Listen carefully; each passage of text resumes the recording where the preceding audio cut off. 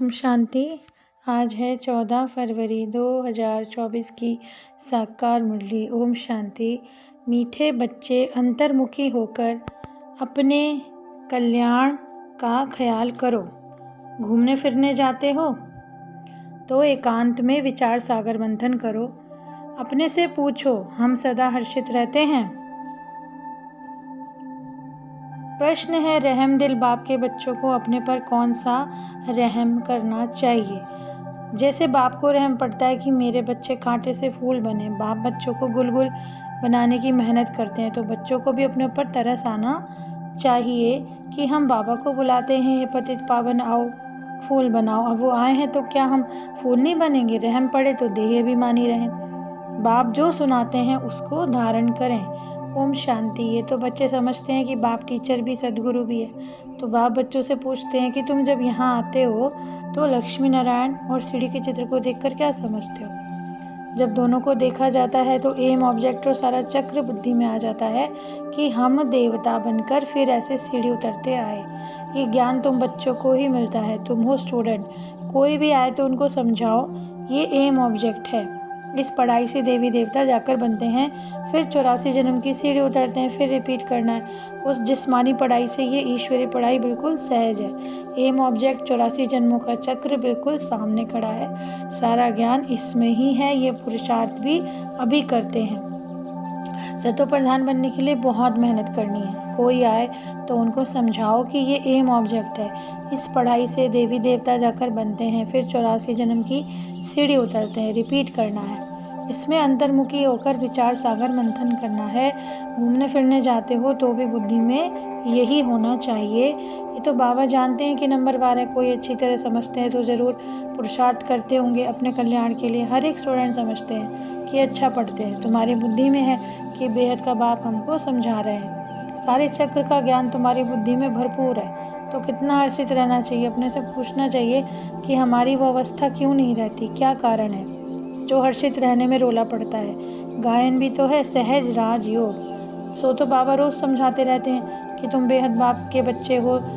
स्वर्ग का वर्षा ज़रूर लेना चाहिए और सारे चक्र का भी राज समझाया गया है, तो ज़रूर याद करना पड़े। तो फिर बातचीत करने के मैनर्स भी अच्छे चाहिए, चलन बहुत अच्छी चाहिए। परंतु अगर पूरी रीति नहीं पढ़ेंगे तो टीचर को ज़रूर ख्याल रहेगा कि क्लास में बहुत डल बच्चे होंगे तो नाम हमारा बदनाम हो।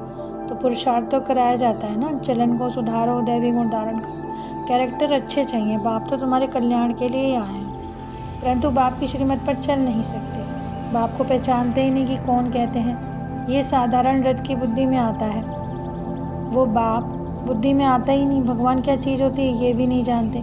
वंडर है ना। बाप कहते हैं मैं साधारण तन में आकर अपना और रचना के आदि मध्य अंत का परिचय देता हूँ। बाप कहते हैं मैंने तुमको ये बनाया था, अब फिर बना रहा हूँ। तुम पारस बुद्धि थे, फिर तुमको पत्थर बुद्धि किसने बनाया? आधा कल रावण राज्य में तुम गिरते ही आते हो। तुमको तमो प्रधान से सतो प्रधान जरूर बनना है।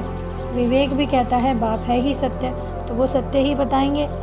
एक्यूरेट कर्म स्थित अवस्था तो अभी बनी नहीं। ऐसा कौन होगा जो इतना ऊंचा पद पाने के लिए पढ़ाई पर ध्यान नहीं देगा? सब कहेंगे ऐसा पद तो जरूर पाना चाहिए। बाप के हम बच्चे हैं तो जरूर मालिक होने चाहिए। बाकी पढ़ाई तो उतराई चढ़ाई होती ही। अब तुमको एकदम ज्ञान का सार मिला है।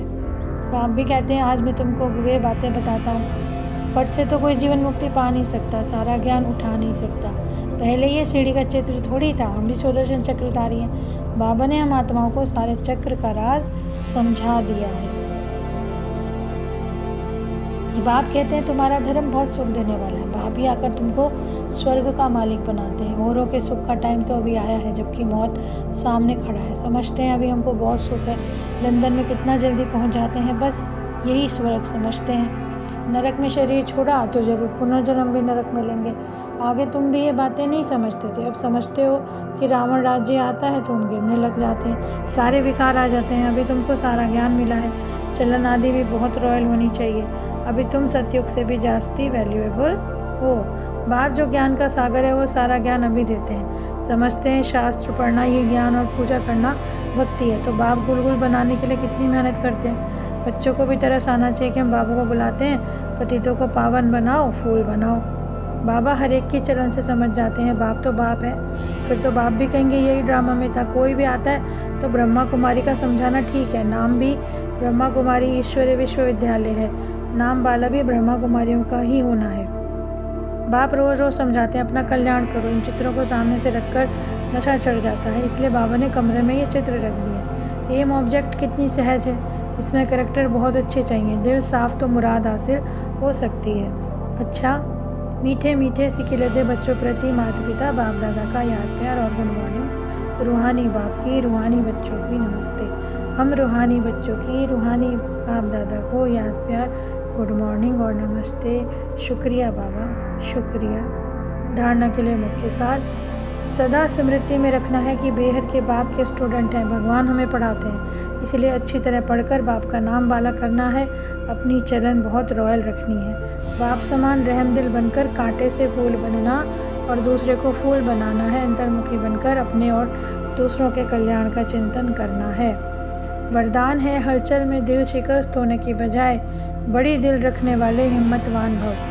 कभी कोई शारीरिक बीमारी हो, मन का तूफान हो, धन में या प्रवृत्ति में हलचल हो, सेवा में हलचल हो, उस हलचल में दिल शिकस्त नहीं बनो, बड़ी दिल वाली बनो। जब हिसाब किताब आ गया, दर्द आ गया, तो उसे सोच सोच कर दिल शिकस्त बन बढ़ाओ नहीं, हिम्मत वाले बनो। ऐसे नहीं सोचो हाय क्या करूं, हिम्मत नहीं हारो, हिम्मतवान बनो तो बाप की मदद स्वतः ही मिलेगी।